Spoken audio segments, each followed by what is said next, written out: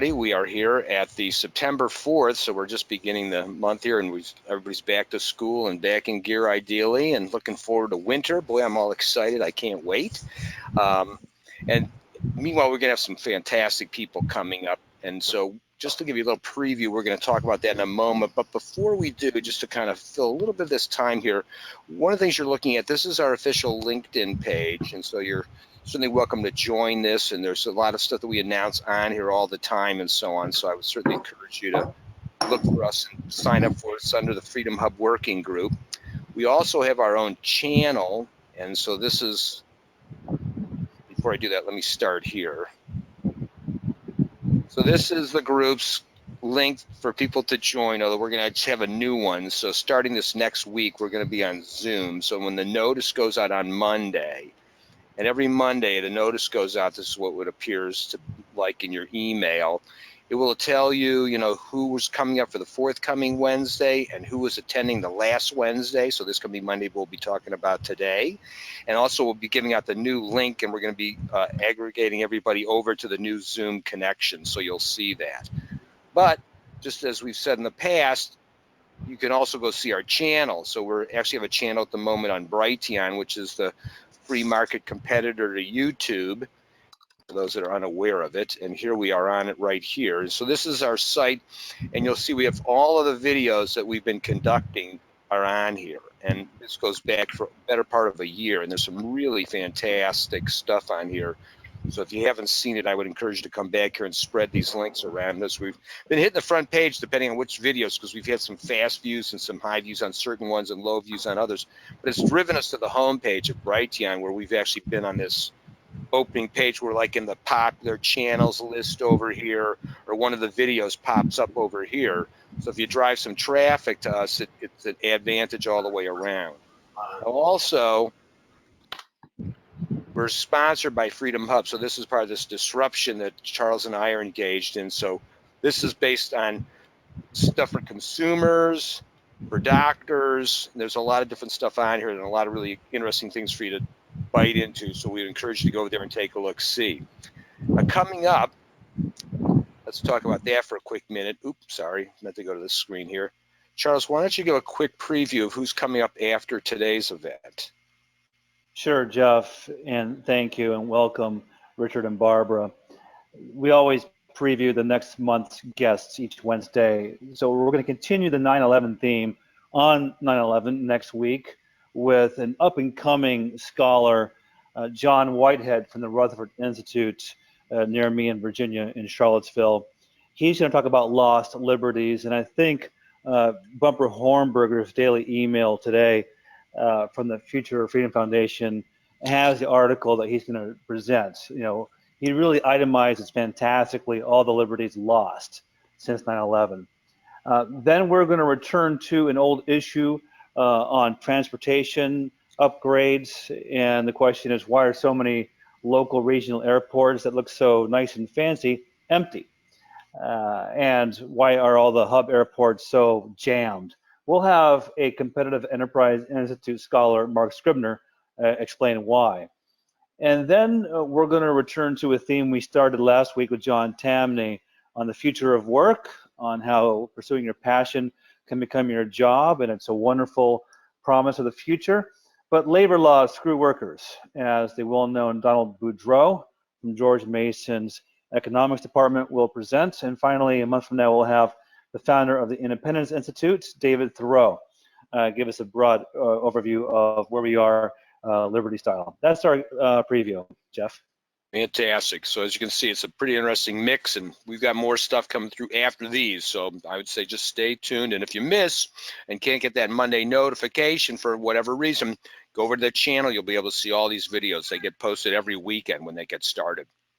Now today, we've got some really interesting guests, as Charles alluded to, because we're starting to dig into this 9/11 reality. So Charles, why don't you give us a little rundown on our first speaker here, Richard, and we'll kind of let him take control. And I think you have a slide, Jeff, to show our guest. The next slide. I do.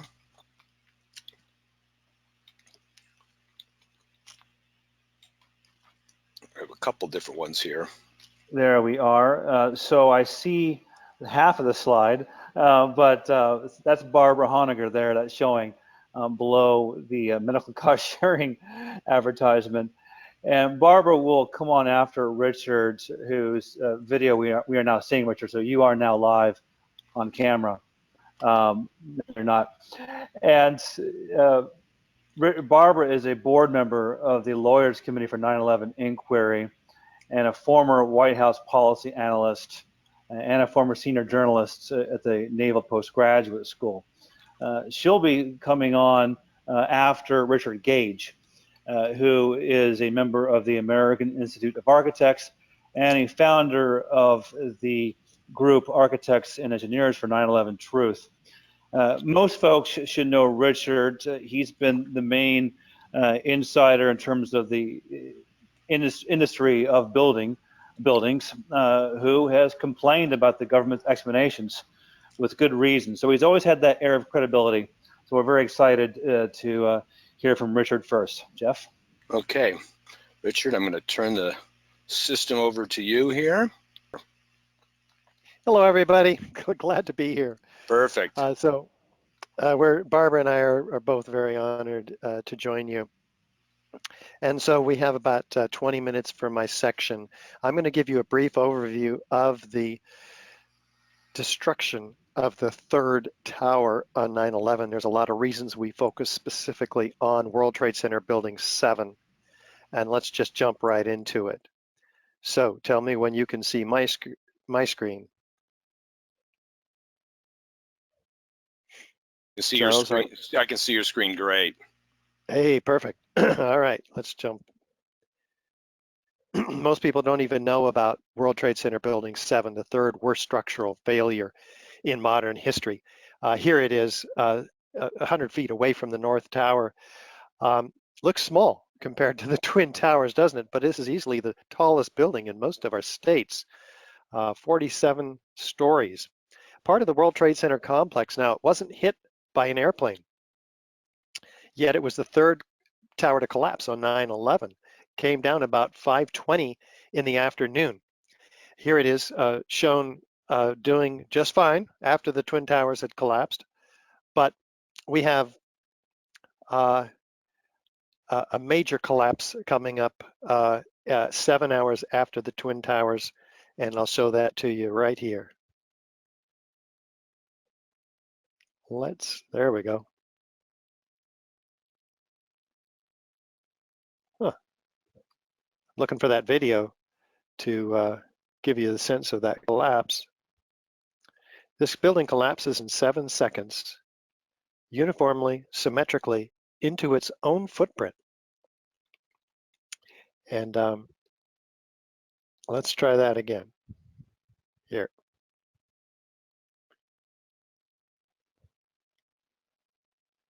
It doesn't want to play for you. If I can't get playing for you, I encourage you to Google Building 7 collapse. It's extraordinary. It's all over YouTube. And the reason for this collapse, according to the official story, normal office fires. So let's look at those office fires. We have a few small and scattered office fires, which, by the way, have never brought down a high-rise, but here we're led to believe by officials from the U.S. government and particularly NIST, the National Institute of Standards and Technology, who was tasked by Congress to explain the collapse of these buildings, all 3 of them, 1, 2, and 7. And so they created a computer model, which I'll be showing you. Yeah, I'm getting a delay, just so you know why this isn't forwarding like I'd like to. All of a sudden, I think GoToWebinar is overloading my computer or something. So I'll advance these slides as fast as I can. Now they're advancing. 1, 2, 3, 4. Let's go back. And these fires are burning on the 12th and 13th floor, particularly the area of focus by NIST. And the problem is that after 2:30 or 3 o'clock, they're out. And so there's a problem there because NIST claims that this is the cause of this building's collapse by thermal expansion. They focus on the fire around the east penthouse here, column 79, because the east penthouse collapses 6 seconds prior to the overall collapse of this building. And so the inconsistencies have led this group of brave fire commissioners from a New York area town to unanimously vote for the passage of a resolution demanding a new 9/11 investigation. This is the first legislative body in the country to demand such. And they are all about getting the rest of New York and the rest of the United States fire commissioners and firefighters around the country awakened.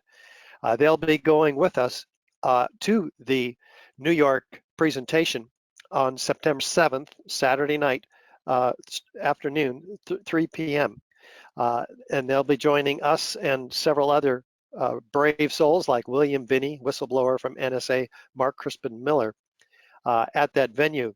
Look on our website for more details, ae911truth.org.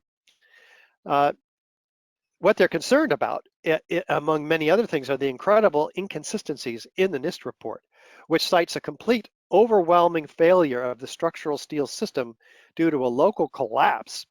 In this case, these long span beams push this girder off of its seat because they're thermally expanding, allowing floor 13 to fall on 12, 12 on 11, and so on for 9 floors, leaving column 79 unbraced so it buckles, causing an internal cascading collapse inside this east side of the building. And then this collapse, according to their official story, travels laterally across the building. Well, none of that could be true. First of all, the fires are out. Oh, hold on one second. We've got to plug in here. There we go. The fires were out over an hour before the building collapsed, so these beams couldn't have been thermally expanding. Again, NIST even admits that fires don't last in an office building more than 20 or 30 minutes. So there's a history of high-rise fires, 100 much larger, longer lasting, and hotter fires in these buildings. None of them have collapsed. So we're going to ask ourselves some serious questions. How do buildings, high-rises, collapse? Well, here's some examples from all across the country. We have controlled demolition, where explosives can be set in the building and bringing the building down symmetrically or asymmetrically, however they want to do it, in very short order. And so we have a series of features associated with these. One is a sudden onset of destruction. Well, let's look and see if Building 7 exhibits a sudden onset of destruction. Here we're going to show you a videotape of the collapse itself. Describe that. Now we go to videotape the collapse of this building.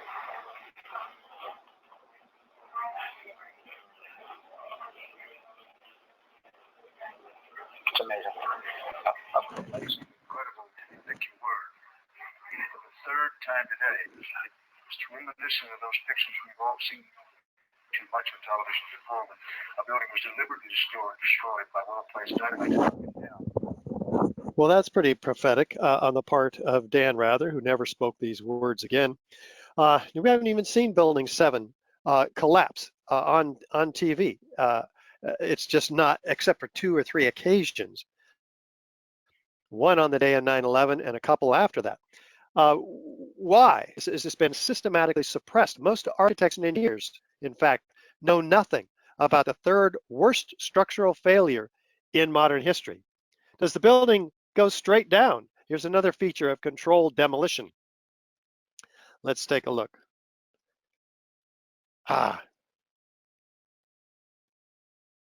Let's try this once more. There we go. Yeah, pretty straight down, pretty symmetrical. Notice also the penthouse drops just a half a second prior to the overall building, indicating complete uniform symmetrical core column damage. This is completely in violation, pulling the rug out from underneath NIST's theory that this damage started at the east end on the left, the house already having fallen 6 seconds earlier, and then traveling across to the right, to the west, No, it's completely betrayed by the videos themselves. We have the building falling into its own footprint, indicating asymmetry. The center of the building pile is in the center of the footprint. Now, I'm not quite convinced yet. Let's compare building 7 on the left to a series of known controlled demolitions on the right. Is there any similarity? Is there enough similarity to warrant investigation into the possible use of explosives, especially since it looks exactly like a controlled demolition, especially since fire, the official cause of this building collapse, has never brought down a skyscraper ever. So controlled demolition or explosives should have been the first hypothesis that NIST evaluated. It's the only one. How do we bring a building straight down symmetrically? We have to remove all the core columns, followed within a half a second the exterior columns, virtually all at once, on at least 8 floors. And I'll show you why in a moment. Does fire have that level of precision? We don't think so. Not these fires, right? So you see why I have so many fire commissioners lining up to change the world now. How fast is the building coming down? Take a look at this. Dave Chandler, physics teacher.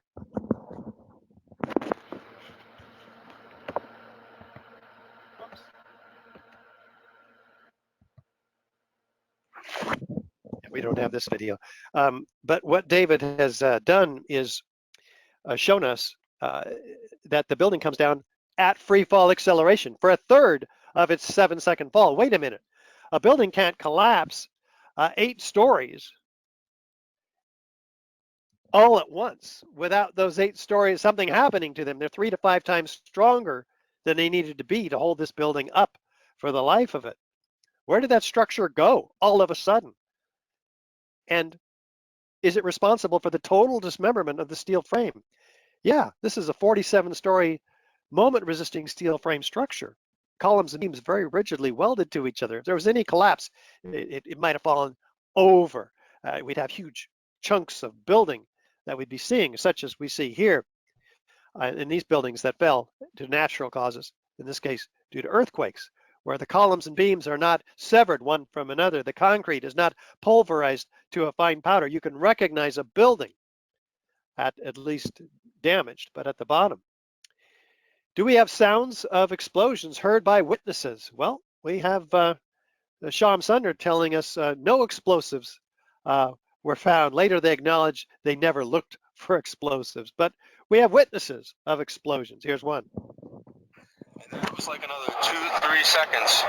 You heard explosions, like boom, and it's like a distinct sound. It's not like when it's like boom, boom, boom, boom, boom, like floors that were dropping and collapsing. This was boom, like you felt a rumble in the ground, like almost like you wanted to grab onto something. That, to me, I knew that was an explosion. There was no doubt in my mind. So we have witnesses of explosions and then the building coming down. Let's listen to Barry Jennings. When we got to the 8th floor, I started walking to one side of the building. That side of the building was gone. The first explosion I heard when I was on the stairwell landing. We went up to the 6th floor. Then when we made it back to the 8th floor, I heard some more explosions. What sort of sound? Like a boom. Like an explosion. Another one. Yes. We started walking down the stairs. We went to the 8th floor. Big explosion.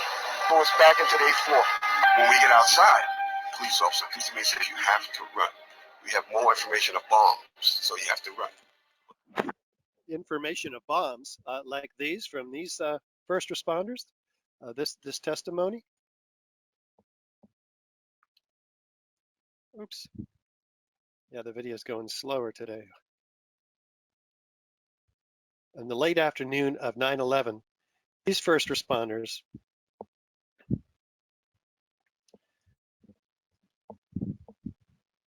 are hearing something they shouldn't. Yeah, if one of the guys, he can tell you I'm okay, all right? Here, hold on. You want to call your mother or something?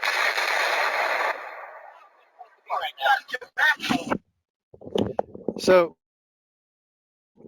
with all of these witnesses of explosions, Why aren't explosions a part of the official story? What do the experts say? Well, here's Danny Jawenko, one of the European controlled demolition experts. It starts from below. It's a controlled demolition.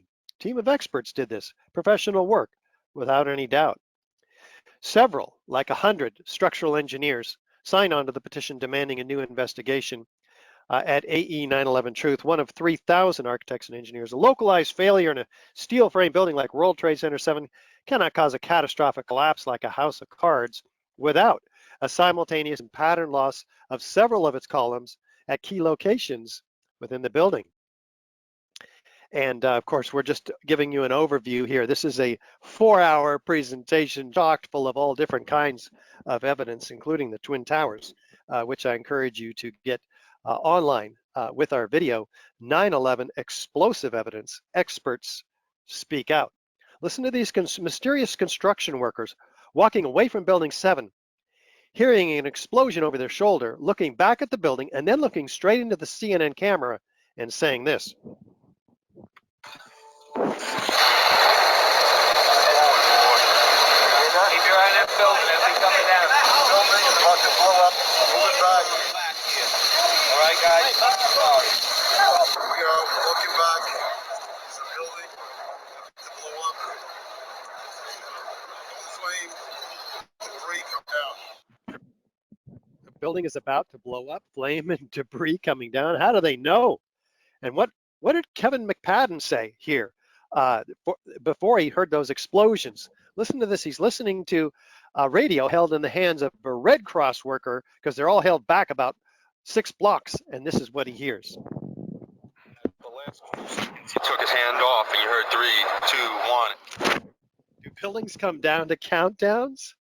What's going on here? How did the BBC announce the collapse of Building 7, an unprecedented collapse of a skyscraper by fire, 20 minutes before it happened? They apologize for this grievous error, citing the confusing events of the day. What, does that make them psychic? No. What we have is the 10 key characteristic features of controlled demolition. And some of these characteristic features, 8, 9, and 10, you'll have to get on the video because this is our just our overview. This is all direct evidence of destruction with explosives. Fire doesn't create these features, any of them, let alone all of them. With additional circumstantial corroborative testimony, we've found that this is proof of controlled demolition. And that's why those firefighters are all fired up to change the world, along with the 23,150 now architects and engineers demanding a new investigation. And why the University of Alaska has engaged in a 4-year, $300,000 study, which they just released yesterday. Very exciting. You can download this 128-page study, which attempts to solve a problem. What's the problem? Well, NIST says that fires brought this building down, but fires never brought a skyscraper down. So shouldn't we all be looking at that to ensure the public safety in our other buildings? So it's huge, their problem here. So they assemble all the data that some of which is correctly used by NIST, most of which is actually problematic. So they examine the fire loads first. Then they rule out scenarios that couldn't cause the collapse. Then they identify failures in locations that could have contributed to the collapse. So check this out. They simulated structural response to fire loading at floors 13. They examined initiation hypothesis developed by NIST. They simulated numerous fire scenarios with the overall structural framing system to identify what this building would do. It's like a body. You do something to it and something happens. In the computer models, which you see examples of here, they go through quite an extensive procedure. Again, 4 years, and our supporters have raised $300,000. We have about $50,000 left to go if any of you can support us. They've found that this girder, which NIST says was supposed to have slid off of its bearing seat on column 79, which you see here in blue, it couldn't have done that for a whole number of reasons. Here we're showing that it's trapped by the side plate on that column because it will expand and be trapped by that side plate. And even if the 13th floor could have fallen on the 12th, we wouldn't have had a third or even a quarter as much of the force required to break the floor below. There would have been no progressive collapse. So take a look at their computer model on the right and Building 7 video in the middle, and the University of Alaska Fairbanks computer model on the left. And ask yourself this question: which one do I believe? NIST claims that their computer model on the right mimics the building very specifically, but what you see is 400 structural steel connections releasing all at once so that they can try to get this building to fail. But even then, it begins to tip over. And you can see they stop their model after just 2 seconds right there because the building would have tipped over. So it doesn't even, you would have seen massive breaking up of the granite panels and windows in that area on the left, but the videos don't show that at all.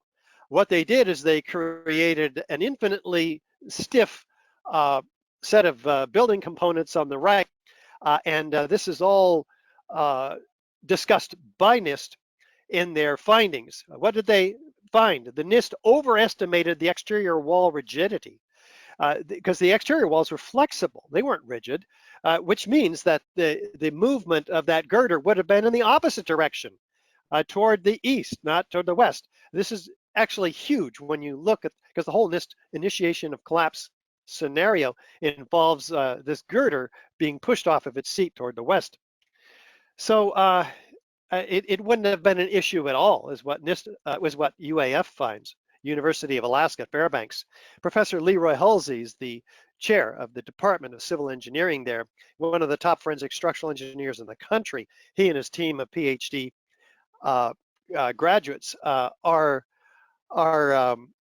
engaging in this process, and they just released this in a presentation which you can watch in detail on their website at just Google INE UAF WTC7 and you will find it, or go to our website. At the top you'll find a link to it. The exterior wall was fixed. Shear connectors on several beams were broken, but there's no evidence to consider this to be a valid assumption. They assume the shear studs on the girder 2001 weren't there, but they were there according to the shop drawings. NIST assumes bolts fastening the girder to its seat were broken, but there's not a valid assumption whatsoever. Using these assumptions, and if girder 2000 indeed were heated up, and if it could have pushed, it would have gotten trapped behind the west side plates of that column flange that I showed you. They would have prevented the girder from ever walking off its seat. In other words, this collapse couldn't have happened. But let's say they use all the assumptions that NIST had, which were erroneous, it still didn't fail. No local failure could lead to a failure of the next row of columns. The building would begin to tip over. It wouldn't go straight down through itself. That's what they found in the model. The simultaneous failure of all core columns over 8 stories followed 1 1/3 seconds later by the simultaneous failure of all exterior columns over 8 stories produces the exact same behavior as observed in the videos of the collapse. Well, how does that happen? How do you get a global collapse if all 8 stories of columns are removed virtually at once? How do those columns get removed? I'm going to leave that in your capable hands and see if we can go straight now to the essential findings. Fire did not cause the collapse of Building 7. The temperature was not high enough to weaken the steel. Thermal expansion did not result in a loss of support of the beams and girders. World Trade Center 7 did not experience a progressive collapse, as we just mentioned. It's a global collapse. So what does that mean? That's really bad for NIST. And we're getting this study out wide and far and need your help to do just that. We've already sent out 20,000 postcards to engineers across the country. We're going to be making presentations at universities across the country. All of this needs your help, of course. So pitch in on our website, ae911truth.org. And I think that's what I have to share. Well, Richard, that was really fantastic. And of course, that just scratches the surface as we didn't even talk about the other buildings. So pretty exciting to be sure, and something everybody does need to support, because we are needing to get to the truth absolutely in the end. And it's interesting to see, A, what's happening here, but then B, why? I mean, what's the reason to keep all of this so hush-hush and so on too? So there's a lot more skullduggery at work, I'm going to assume. We're going to shift gears before we open up for questions, because I had a couple of my own, to Barbara. Okay. There you go. Welcome. Okay. So hi, everybody. Again, Richard and I are honored to be here. So what I'm going to do now is to go to my slide presentation, which is about, I'm going to do that now, and then I'll come back at the end for the Q's and A's. So I believe you can now see the full screen of my PowerPoint. Is that correct? Correct. Okay, great. All right. So what's up on the screen now is what I want everybody to know about to begin with. And that is an extremely exciting event, the major 9/11 Truth event in all of Europe this year.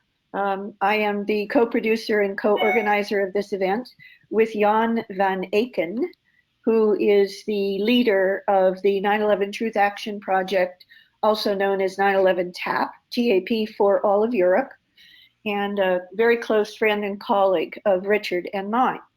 So he and I are organizing this amazing event. It's being held, I'm going to show you the image here in a moment of where it's being held, but it's a public masterclass on the events of the true events, the real story of September 11th attacks of 2001. And the keynote speaker, many of you may know of him already.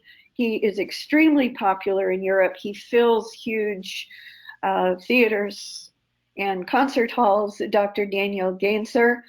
He is the world's expert author, public speaker on the Operation Gladio, false flag attacks against thousands of innocent civilians in Europe that we now have the proof. We now know were actually perpetrated by the Pentagon and NATO. And they were perpetrated to frame the left-wing political parties in Europe before elections. A very evil thing. So Dr. Daniel Gage-Architects is a historian, and he's now the director of the Swiss Institute of Peace and Energy Research, and he will be our keynote speaker. He will open and close the event with a keynote speech. Dr. Niels Harrit, everybody here probably knows who that is, former associate professor, retired University of Copenhagen. He's the world expert in nanoparticles, nanothermite, nanochemistry, and is the lead author of the peer-reviewed paper that Richard Gage, I believe, is also an author on, a co-author, along with many others, including Dr. Stephen Jones, many others, that demonstrated from scientific analysis of the dust samples from the World Trade Center that there is military-grade and sulfurated nanothermite throughout that dust. So that's Dr. Niels Harrit. He's world famous. And of course, Richard Gage, myself, and Dr. Piers Robinson. Now, this is very exciting. Dr. Piers Robinson was a professor for a number of years at the University of Sheffield in the UK. And he is living in Germany. He will be there in person.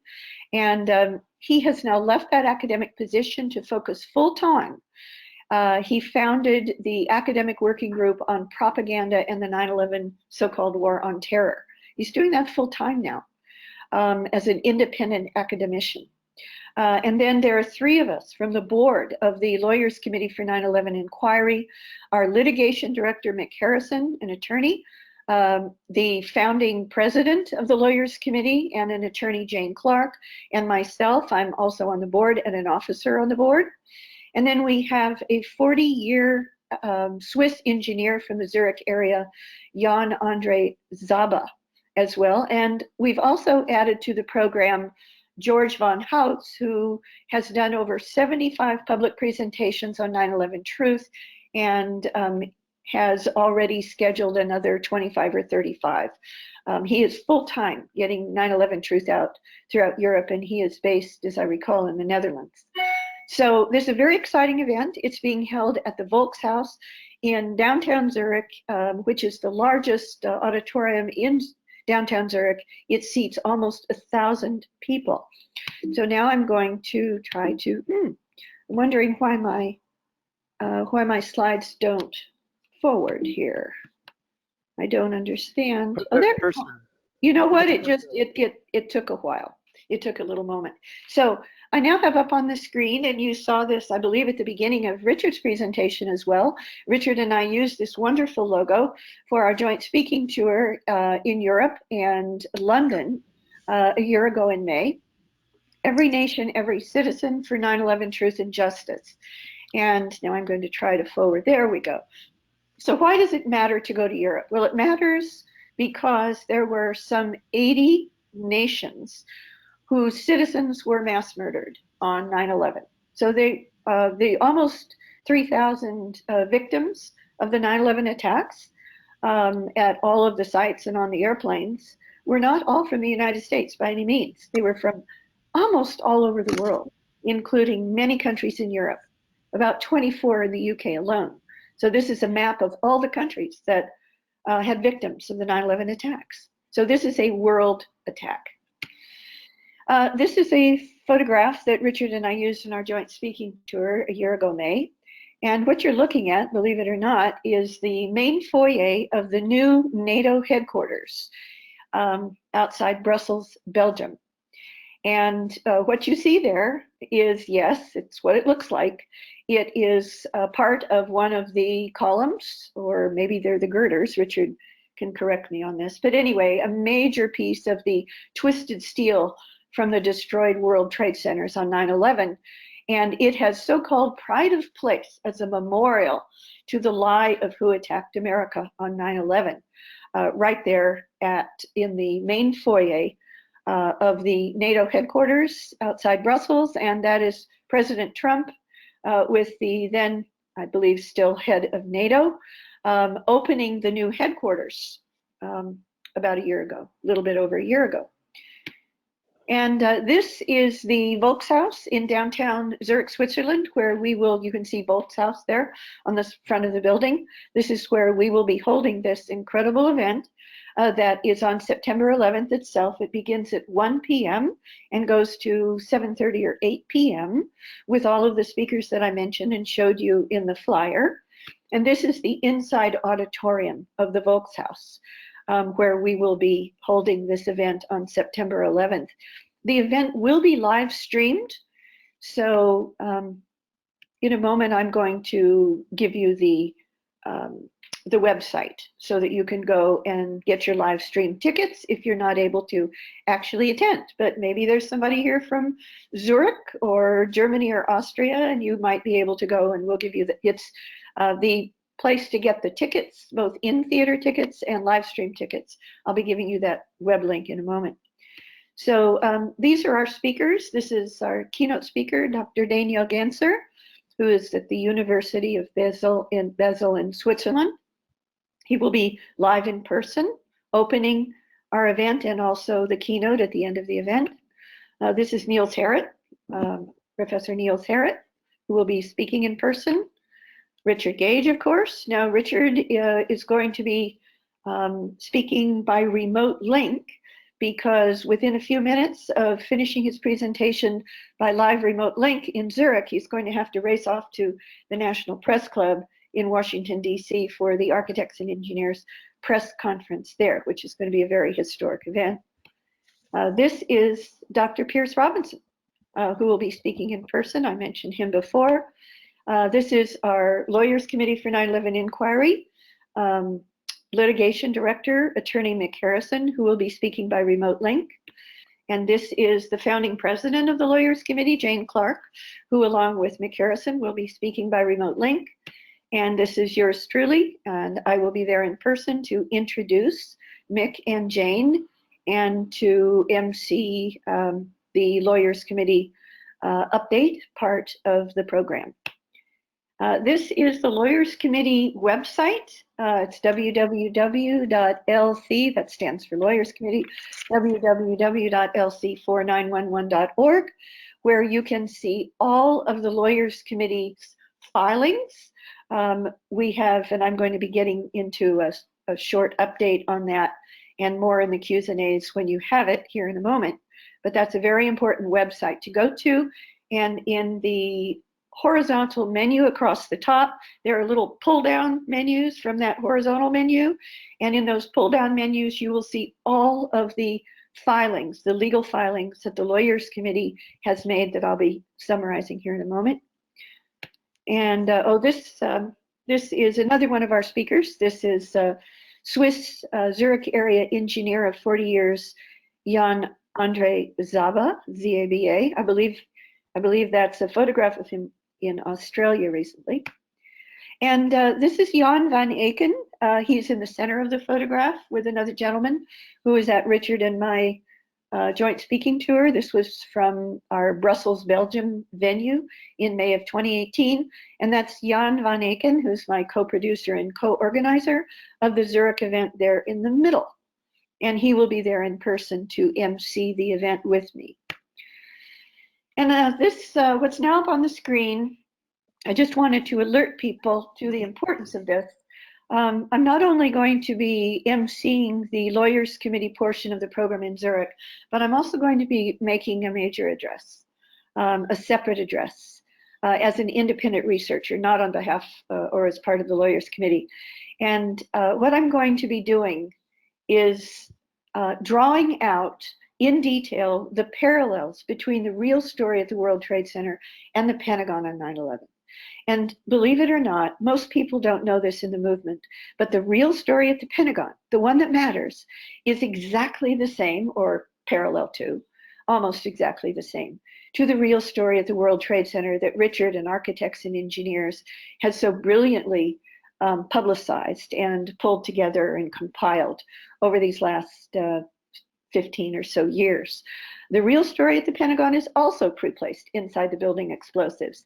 And I'm going to be giving the detailed information about all of that evidence in my personal presentation at Zurich.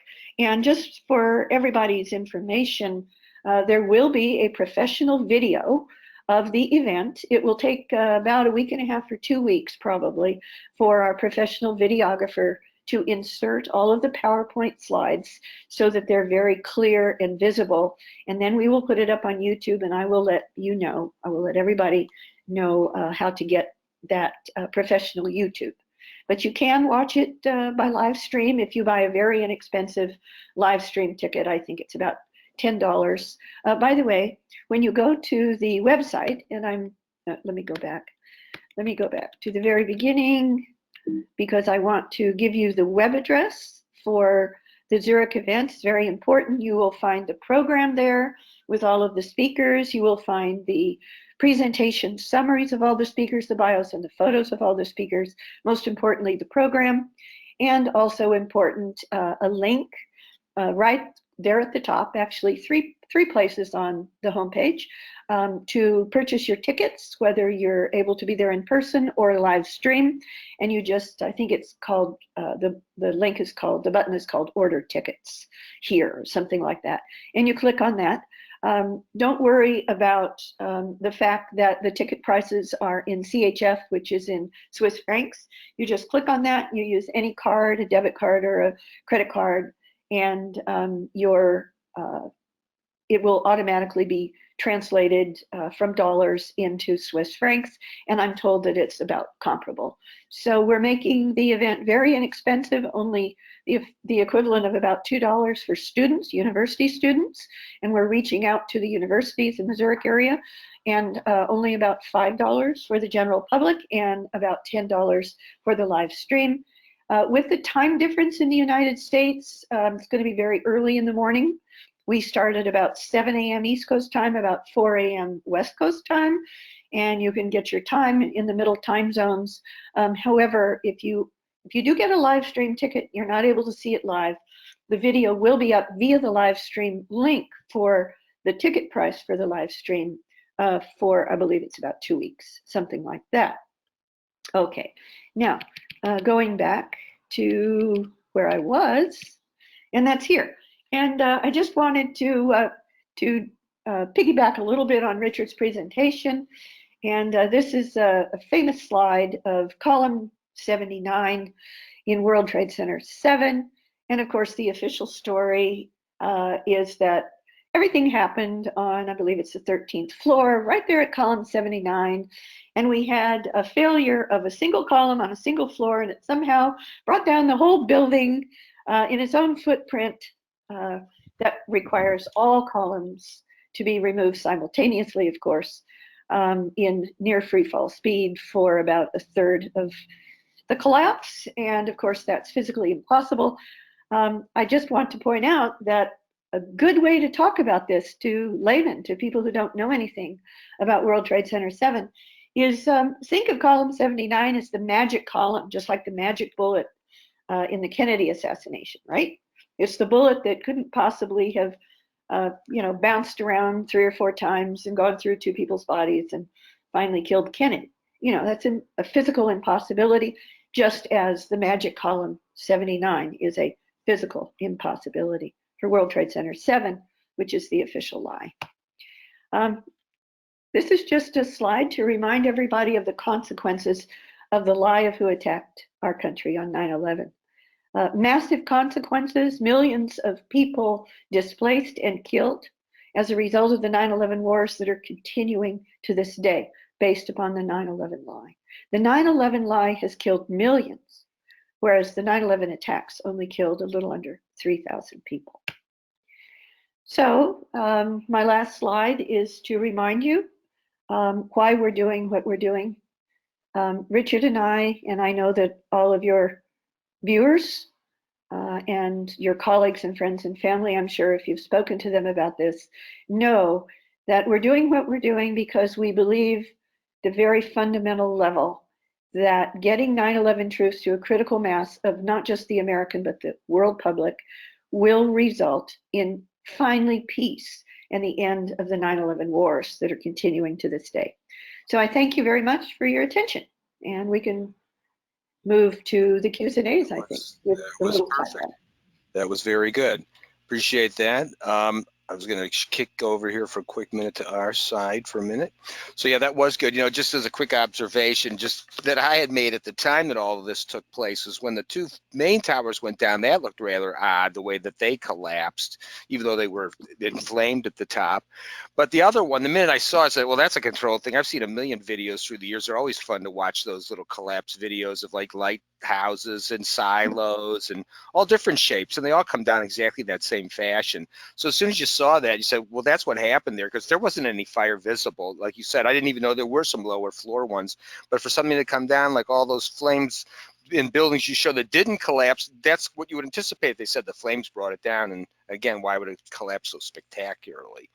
Right, and the important point, the really important big picture point, is that it requires weeks, if not months, to pre-place these incendiaries and explosives throughout all 3 towers. That's right. And those were some of the most highly secure buildings on the planet. There is no physical world possibility that Al-Qaeda or bin Laden's people or Khalid Sheikh Mohammed or any of those people could possibly ever have pre-planted the explosives. And that puts the big lie to the official story of 9/11. Which is rather intense. I wanted to open up for some questions because we're running into some time frame here. Let's try Brian. Are you out there? Can you hear me? I can, in fact. I want to see if you might have a little comment or question there at the onset. Yeah, thank you. Brian Lloyd here. I'm a DC trial attorney. I've actually had the occasion and the pleasure to meet both Richard and Barbara, although they probably would have to be reminded of that.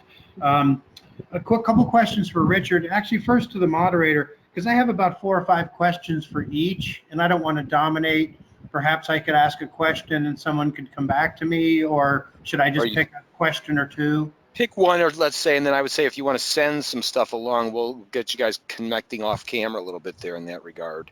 Okay, very good. For Mr. Gage, of course, I love his work, and he's an American hero in my view. He mentioned a lot about the buildings coming down from fire and how no other buildings had done so, and we have a fairly extensive world history of that. The critics, of course, would say, but those buildings weren't hit by a jumbo jet. And indeed, some of those critics say not only that the jumbo jet hit the building and weakened it, but also may have dislodged some of the asbestos covering the steel, again, helping the engulfing flames, if you believe that version.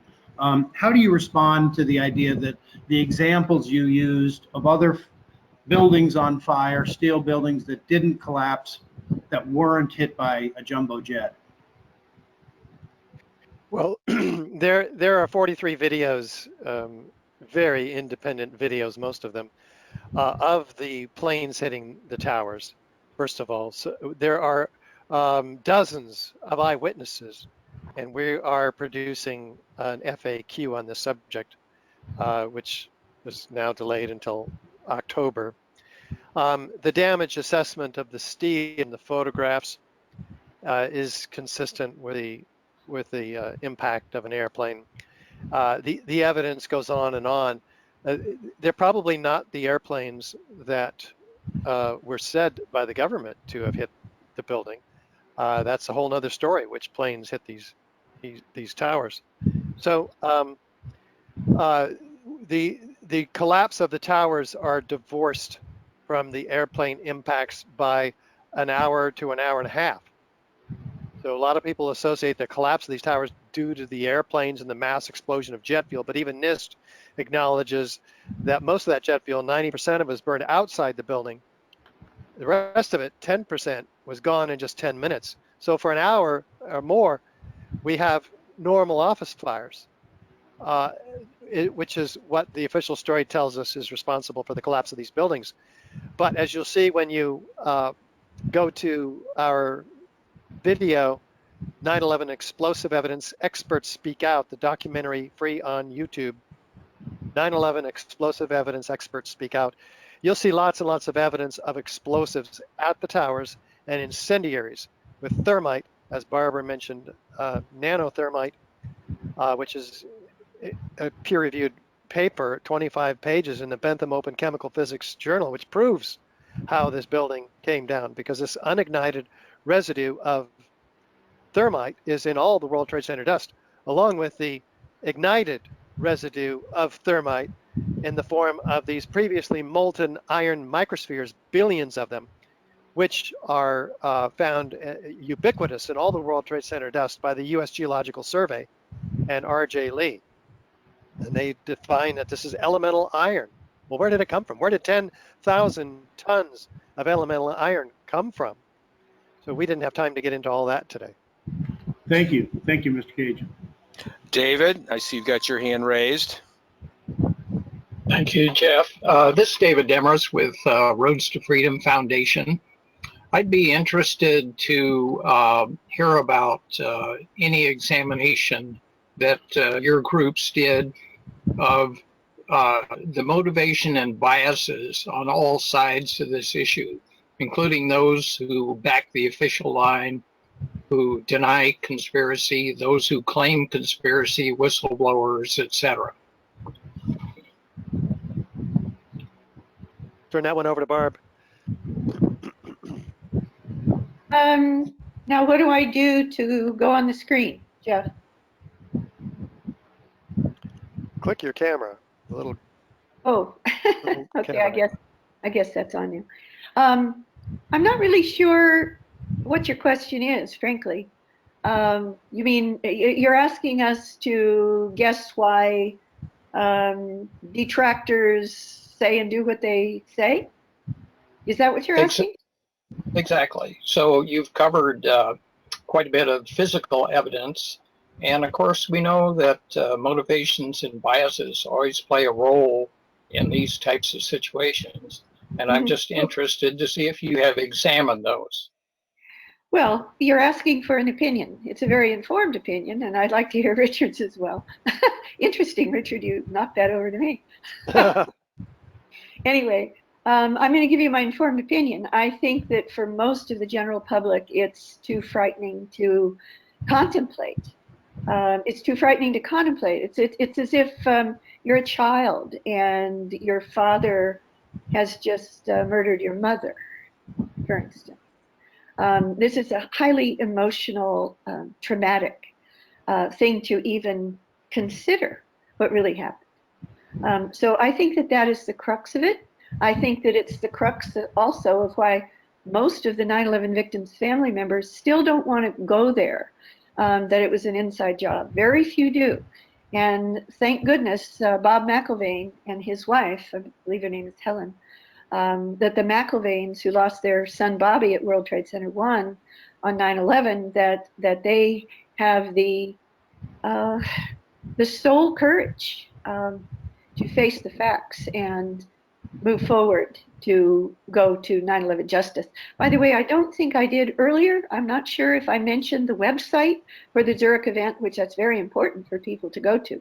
That's where everything is, and that's www.11, the number 11, September, spelled out september.eu/911 without the slash, so 911 perspectives. So it's 11september.eu/911 perspectives, plural, and you will find everything there, including how to get live stream tickets. Noting the time difference to the East Coast is 6 hours earlier and 9 hours to the West Coast. So 7 a.m. is on the West Coast, or the East Coast, is when it starts, which is 1 p.m. in Zurich, and 4 a.m. on the West Coast. So folks might want to get a live stream ticket and watch it later in the video archive. So that's my guess as to why most of the American public and most of the 9/11 victims' family members still can't go there. However, for those who are perpetrators, I think it should be obvious why they don't go there. They're terribly afraid because we're making tremendous progress, and they're afraid for their freedom, maybe their lives. When you mention perpetrators, I think I've come around to including in that bunch the mainstream media in this country, 90% of which is owned by 6 corporations. Who runs those corporations? People who look into this, like Project Censored out of Sonoma State, have found that they're run by the same people and boards of directors of the arms industry, the oil industry, the banking industry, the insurance industry. These mega corporations are running the media, which is programming the people, which is censoring the truth, particularly the truth about 9/11. So which is we're why it's approaching so important that you're doing what you're doing. Yeah, thanks. Truthfully, everybody that's in any of these aspects of what we cover on this weekly event that are in this freedom realm of the world, it's unbelievable that there's so much work that requires to be done. It's really a shame. Charles, are you there? I see you got your hand up too. Yes. Go for it. Sure. Thanks, Jeff, and great presentations, Richard and Barbara. What, Barbara, is the Lawyers Committee doing now in terms of legal action to get a new independent investigation or something about a grand jury in New York? Right. Yeah, I'm so glad you asked. I meant to give that update, so now I can do it briefly. I do need to make a disclaimer here, and that is I'm on the board of the Lawyers Committee. We're about to have another Lawyers Committee board meeting call in a little bit, so I'm going to have to get off to prepare for that. But there's 6 of us on the board. There are two non-attorney members, Ed Asner and myself, and the other 4 are attorneys, including Mick Harrison and Jane Clark, who are going to be speaking by remote, like Richard is, to our Zurich event. The Lawyers Committee for 9/11 Inquiry is a nonprofit 501c3 organization that you can donate to, and we encourage your donations. We need your help, financial help, because we do have to pay our outside attorneys, our co-counsels, we call them, so that we qualify to, in the different court jurisdictions, to file our legal actions. But what the Lawyers Committee has done, which is historic, and we've had amazing success. It surprised us, actually, the success that we've had. So in April of last year, 2018, we took our first major legal action, and the Lawyers Committee filed a demand, not a request, but a demand for a special criminal grand jury to be convened in the federal court jurisdiction for the World Trade Center, for Ground Zero, and that is to the U.S. Attorney for the Southern District of New York in Manhattan. And to our surprise, our pleasant surprise, on November 7th of last year, 2018, we received an official letter from the court, from the U.S. Attorney's Office, saying yes, they would comply with the law, and yes, they would convene that special criminal grand jury, which we have to assume is ongoing now, because it's been almost another year. Now, grand juries are secret proceedings, and even though our attorneys have called and spoken to the U.S. Attorney's Office representatives, in fact, to the man, Mr. Farrar, who signed the letter to us on November 7th of last year, 2018, he had to decline because of grand jury secrecy law and rules in the Department of Justice. He couldn't even tell us if the grand jury has been convened. However, he did refer us to his signed letter saying that they would convene the grand jury. So we have to assume that it's going forward. If you go to our website, lcfor911.org, in that horizontal menu at the top, if you click on grand jury petition, the drop-down menu, you can click on the grand jury petition itself, and you can click on the 57 evidentiary exhibits that are part of their appendices to the grand jury petition, and you will see what these 23 federal grand jurors have seen for themselves, which is proof of what really happened at the World Trade Center, Towers 1, 2, and 7 on 9/11, the latter not hit by any plane. So that was our first major action, and we must assume that the federal criminal grand jury is going forward, and that's very exciting. I can tell you that within the next couple or 3 days at the most, hopefully by September 7th, which is Saturday, this coming Saturday, September 7th, there will be a Lawyers Committee for 9/11 Inquiry sponsored event that Richard is speaking at in New York City. And we hope to have filed a new action with a new legal filing with the U.S. Attorney for the Southern District of New York by that September 7th event, but I'm afraid I can't tell you anything more about it yet. But once it's filed, you will learn about it, I'm sure, on both Richard's website, ae911truth.org, and the Lawyers Committee website in just a few days, www.lcfor911.org. So that was our first major action, and we're about to have another one that I will be able to talk about a little bit later. Very good. And then our other major action, just to close the circle, our other major legal action was taken this March 25th of 2019. The Lawyers Committee, with the cooperation and partnership with Architects and Engineers, Richard's organization, we filed a formal complaint with the federal court in Washington, D.C., demanding a reopening of the 9/11 Review Commission report investigation. And that's a little bit complicated, but the bottom line is that everyone knows about the 9/11 Commission report that came out in 2004 in the summer. And that, of course, was a cover-up. It just pushed the official story of 9/11, the official lie of who attacked our country on 9/11. And about 10 years later, Congress passed a law calling upon the FBI to provide any information that the FBI either had in its possession at the time of the original report in 2004, and for the next 10 years, anything else from their ongoing investigation of 9/11, which has never ended to this day, by the way. You can read about that on the FBI's own website, still going on. Any new information, the Congress passed a law saying they needed to provide that information if there was anything new in 10 years from the 9/11 Commission report to a new body that Congress set up called the 9/11 Review Commission. And that 9/11 Review Commission in turn published its report saying, sorry folks, nothing new to see here, just move on, nothing new in 10 years of the FBI's largest investigation in its history, according to its own website. And of course, that is also a cover-up, so we have demanded a reopening of that investigation. And that complaint, that legal complaint has been accepted by the court. The judge has been nominated, has been appointed, and we actually sued the U.S. Attorney, Bill Barr, and the U.S. Attorney General, Bill Barr, and also the director of the FBI, Mr. Wray. They were the official defendants in this case.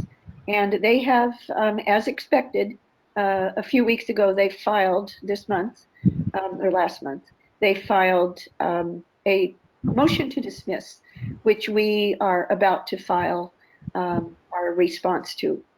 And so this, we expect to win because we have all the evidence. So those are our two major actions. There's quite a bit going on there, I have to say. Well, as you can see, there's an awful lot to go over, and we're still over time already. We haven't been able to keep it all inside our boundaries. Charles, we're going to have to scoot out here. I want to thank everyone for being here. Both the speakers today were just fantastic. This is an exciting couple of weeks we've got coming up, so be keen to see what happens on the back end of all of this. And everyone should obviously participate and contribute as they're able. Charles, you want to give us a Can they announce just about the September 7th and the September 11th at the Press Club? Absolutely. New York, Sure. On September 11th here in the Press Club in DC. Thank you. Okay, fantastic. Yes, indeed. Yeah. Right. I just very quickly, anyone who wants to watch the live stream, if you can't be there for the Lawyers Committee event of Saturday, September 7th, beginning at 6 p.m. to about 10 p.m., you can get the live stream information at the Lawyers Committee website, lcfor911.org. Perfect. I'm going to publish all the web links to begin with. So go ahead, Charles, if you want to just give us a quick preview on the way out here today. Oh, sure. And we're over time. And Richard, it looks like you want to say something in farewell as well. Go ahead. Oh, you mentioned about the press, the National Press Club. We will be there September 11th in the morning at 10 o'clock with Christopher Joya and Joseph Tarragosa from the Fire Commissioners District of the Franklin Square Munson Fire District. So that is a huge opportunity for us to both release their story and release the Halsey study, which we talked about today in brief.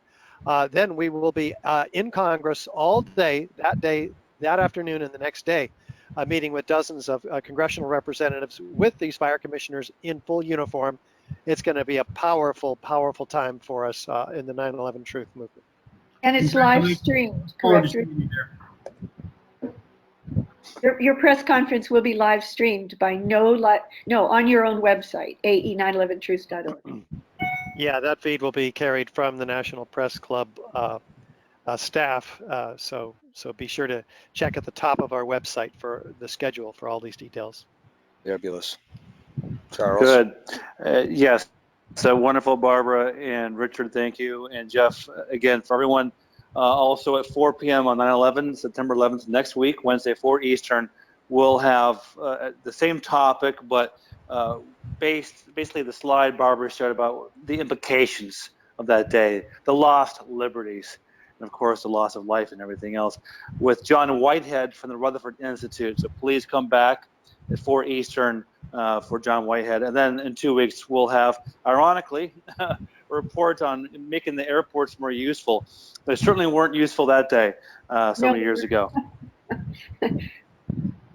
Thank you, Jeff. Thank you, everybody. Okay, that's great. All right, everybody, thanks. Sorry that we ran a little long, but it was very exciting, and we definitely going to want to circle back on this particular topic. So stay tuned. Thanks all.